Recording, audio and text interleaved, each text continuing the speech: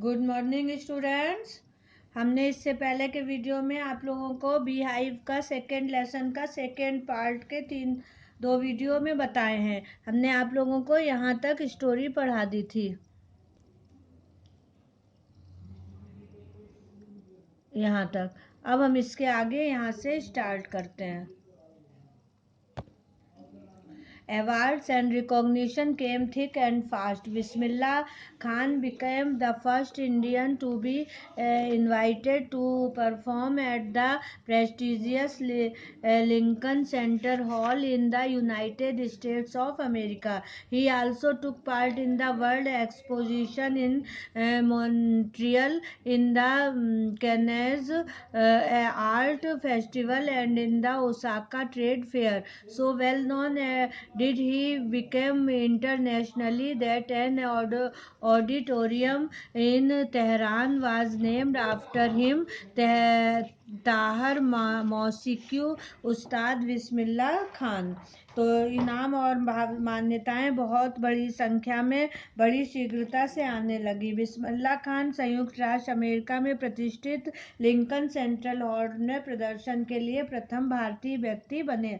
उन्होंने मॉन्ट्रियल के world exposition में और ओसाका के व्यापारिक मेले के आर्ट फेस्टिवल में भाग लिया। वे अंतर्राष्ट्रीय रूप से इतने प्रसिद्ध व्यक्ति बन गए कि तेहरान में एक ऑडिटोरियम का नाम उन पर रखा गया, ताहार मौसीकी Ustad Bismillah Khan. National award like the Padma Shri, the Padma Vibhushan and the Padma Vibhushan were conferred on him.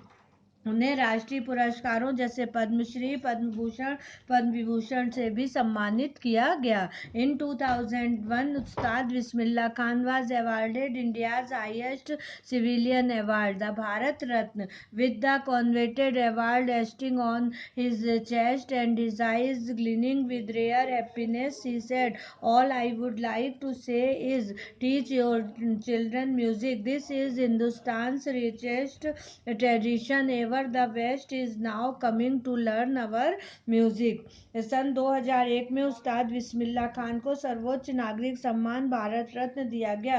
वह बहुअभिलाषित भारत रत्न का मेडल उनके सीने पर लगाया और उनकी आंखें खुशी से आंसुओं से भरी हुई थी। उन्होंने कहा, मैं वह सब कुछ जो कुछ मैं कहना चाहता हूँ कि अपने बालकों को संगीत सिखाइए। यह भारत की बहुमूल्य परंपरा है। अब पश्चिम भी हमारा संगीत सीखने आ रहा है। In spite of having travelled all over the world, Khan साहब, as he is fondly called, is exceedingly fond of Banaras and Damron, and they remain for him the most wonderful towns of the world. A student of his once wanted him to head a Shehnai school in the USA, and the student promised to recreate the atmosphere of Banaras by replicating the temples there. But Khan Sahab asked him if he would be able to transport river Ganga as well. Later he is remembered to have said, that is why whenever I am in foreign country I keep yearning to see Hindustan. While in Mumbai I think of only Banaras and the holy Ganga, and while in Banaras I miss the unique mutt of Damron. संपूर्ण विश्व का भ्रमण कर चुकने के बावजूद खान साहब, जैसे कि प्यार से वे बुलाए जाते थे, बनारस व डुमरान से प्यार करते थे और ये उनके लिए विश्व की अद्भुत नगर माने जाते हैं। उनके एक शिष्य चाहते थे कि वे यूएसए के शहनाई स्कूल के प्रमुख बने और उस शिष्य ने वचन दिया था कि वह वहाँ बनारस के मंदिरों की अनुकृतियाँ बनवा देंगे। किंतु खान साहब ने कहा, क्या वे गंगा नदी को भी वहाँ स्थानांतरित कर देंगे? बाद में ऐसा याद आता है कि उन्होंने कहा, इसलिए जब मैं किसी बाहरी देश में जाता हूँ तो मैं भारत की को गहराई से याद करता हूँ।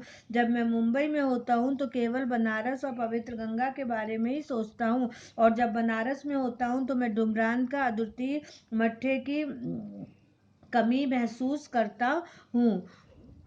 उस्ताद बिस्मिल्लाह Ustad Bismillah Khan's life is a perfect example of the rich cultural heritage of India, one that effortlessly accepts that a devout Muslim like him can very naturally play the Shehnai every morning at the Kashi Vishwanath temple. Ustad Bismillah Khan